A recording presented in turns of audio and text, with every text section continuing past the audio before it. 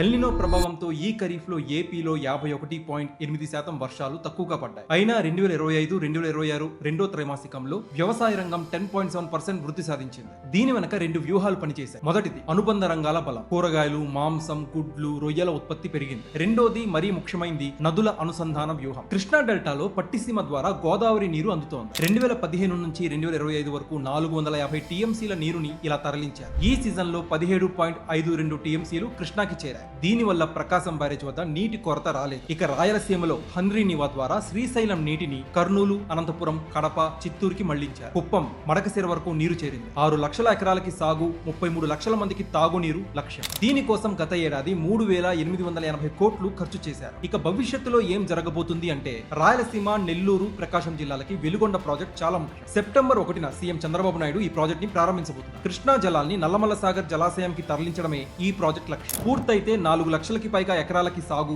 23 మండలాల్లో 15 లక్షల మందికి పైగా తాగునీరు అందుతుంది. పశ్చిమ ప్రకాశంలో ఫ్లోరైడ్ సమస్య తగ్గుతుంది. భూగర్భ జలాలు పెరుగుతాయి. పరిశ్రమలకి ఈ నీటి వాటా కేటాయించబోతున్నారు. దీనివల్ల పరిశ్రమలు పెరుగుతాయి, లోకల్ పీపుల్ కి ఉద్యోగాలు వస్తాయి. ఇక ఉత్తరాంధ్ర విషయానికి వస్తే పోలవరం ఎడమ కాలువ పనులు దాదాపు పూర్తయిపోయాయి. 143 గ్రామాల్లో 5 లక్షల జనాభాకి పైగా తాగునీరు, 48,368 ఎకరాలకి సాగునీరు అందుతుంది. ఇప్పటికే పురుషోత్తపట్నం లిఫ్ట్ ఇరిగేషన్ ప్రాజెక్టు ద్వారా 1400 క్యూసెక్ల గోదావరి నీటిని ఏలేరుకి మళ్లిస్తున్నారు. ఏలేరు ప్రాజెక్ట్ 24.11 టీఎంసీల సామర్థ్యానికి గాను 8.29కి పడిపోవడంతో 53,000 ఎకరాల రైతులు ఆందోళనలో పడ్డారు. నీటి మళ్లింపుతో వారం రోజుల్లోనే ఏలేరు నిల్వ 48 సెంటీమీటర్లు పెరిగింది. ఇదే నీటిలో 250 క్యూసెక్కులు విశాఖ పరిశ్రమలకి, 50 క్యూసెక్కులు తిమ్మరాజు చెరువుకి వెళ్తున్నాయి. అంటే పోలవరం ఎడమ కాలువ పూర్తిగా ప్రారంభం కాకముందే దాని ద్వారా వచ్చే నీరు ఇప్పటికే ఉత్తరాంధ్రలో 3 చోట్ల ఆదుకుంది. ఇక పురుషోత్తపట్నం ఎత్తిపోతల పథకాన్ని 2017లో అప్పటి టీడీపీ ప్రభుత్వం నిర్మించింది. ఈ పథకం ప్రధాన ఉద్దేశం ఏంటంటే